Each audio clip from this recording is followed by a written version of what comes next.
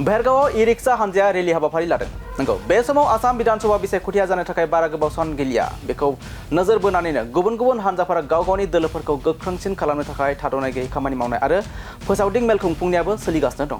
थिग बेबायदिनो दिनैबो 45 नं भेरगाव विधानसभा बिसायख'थियाव इउ-पिपिएल राजखान्थि हानजानि बिजाथि नेरसोन बर'खौ देरहासार खालामनो थाखाय भेरगाव ई-रिक्शा हानजाया ई-रिक्शा रेलि हाबाफारि एबा हानजा सुरनाय हाबाफारि लादों। आरो दिनैनि बे हाबाफारिखौ बेखेवनानै होयो भेरगाव विधानसभा बियाबनि बिजाथि नेरसोन बर'। बिथांजों लोगोसे 32 नं भेरगाव बियाबनि एमसिएलए दावबायसा बर' बिथाङाबो बाहागो लाफायो। मख'नो गोनांदि भेरगाव ई-रिक्शा हानजाया थांनाय बिटिसि बिसायख'थि समावबो दावबायसा बर'नि जानानै ई-रिक्शा रेलि हाबाफारिखौ लादोंमोन। थिग बेबायदिनो दिनैबो ई-रिक्शा रेलि हाबाफारियाव खमैबो 1000निबो बांसिन ई-रिक्शा सालायगिरिफोरा बाहागो लादों।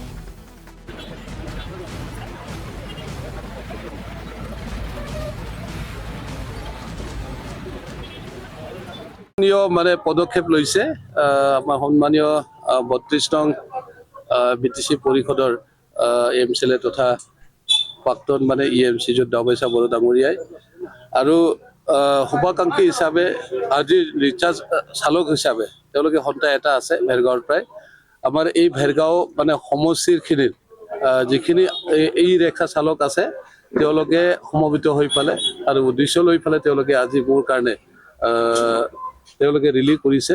এই ৰিলিটো খুব ধুনীয়াকৈ হৈছে।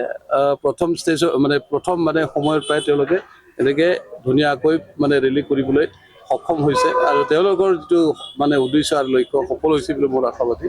যেই নহওক তেওঁলোকে এটা বাৰ্তা দিব বিচাৰিছে সমষ্টিবাসীক যে আমি সকলোৱে প্ৰতিজ্ঞাবদ্ধ হৈছোঁ, সংকল্পবদ্ধ হৈছোঁ। এইবাৰ 9 এপ্ৰিলত যিটো সাধাৰণ নিৰ্বাচন হ'বলৈ গৈ আছে অসম বিধানসভাৰ এই নিৰ্বাচনত তেওঁলোকে 100% একেলগে বা একত্ৰিত হৈ পেলাই তেওঁলোকে ভোটদান কৰিব আৰু ভোটদান কৰিব আমাৰ ইউ-পিপিএলৰ মনোনীত প্ৰাৰ্থী শ্ৰীযুত নেৰসন বড়োক। তাৰমানে মোক তেওঁলোকে মোক মানে ভোটদান কৰিব আৰু জয়যুক্ত কৰাব।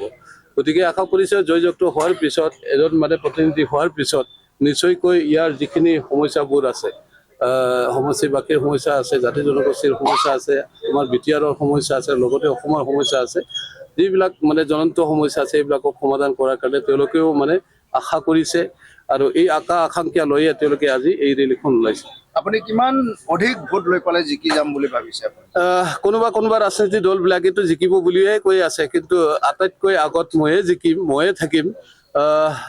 70,000তকৈ মানে বেছি ব্যৱধানত মই জয়যুক্ত হ'ম বুলি মোৰ নিজকে আশাবাদী। প্ৰত্যাহ্বান হিচাপে আপোনাৰ কোনো একো প্ৰত্যাহ্বান নাই, কোনো এটা দলো ইয়াত একো নাই। বিপিএফ দলটো কেতিয়াবাৰ পৰা এমএলএ এমচিএলএ বহুত হৈ গৈছে, ইয়াত বহুত প্ৰতিনিধি হৈ গৈছে, একো কাম কৰা নাই। তাৰ কাৰণে ইয়াৰ সমষ্টিবাসীয়ে এটাই মানে সংকল্পবদ্ধ লৈছে, এটাই মানে তেওঁলোকে সিদ্ধান্ত লৈছে যে এবাৰ কোনো মানে পাৰ্টি নাচাই প্ৰাৰ্থী চাব।